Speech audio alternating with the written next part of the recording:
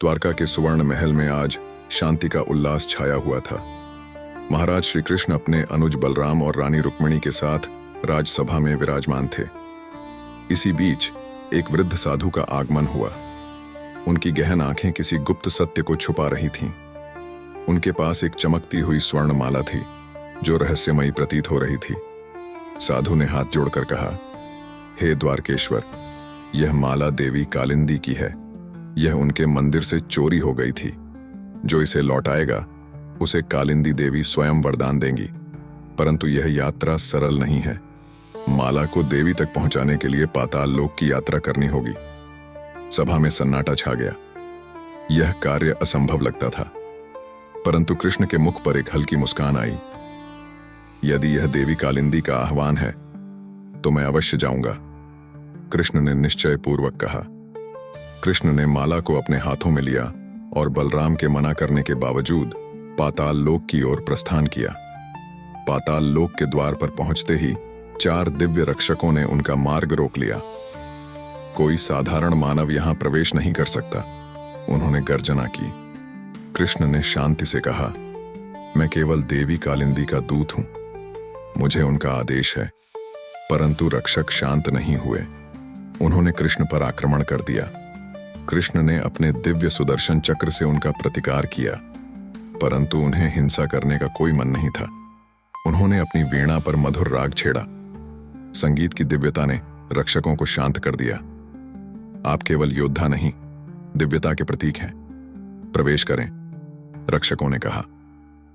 पाताल लोक में प्रवेश करते ही कृष्ण को एक विशाल समुद्र दिखा जो जल की जगह विष से भरा हुआ था।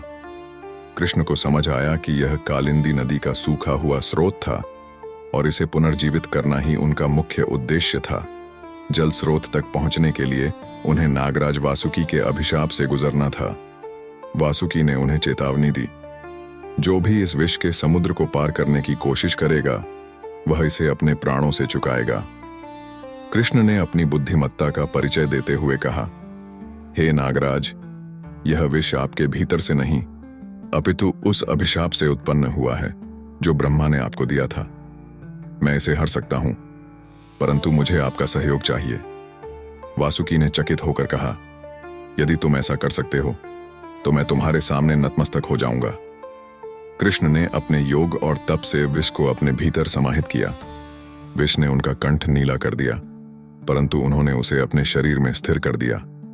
नागराज ने उन्हें अपना आशीर्वाद दिया और जल स्रोत तक पहुंचने का मार्ग दिखाया। जल स्रोत के पास पहुंचकर कृष्ण ने माला को जल में प्रवाहित किया। अचानक जल स्रोत पुनर्जीवित हो गया और वहां देवी कालिंदी प्रकट हुई।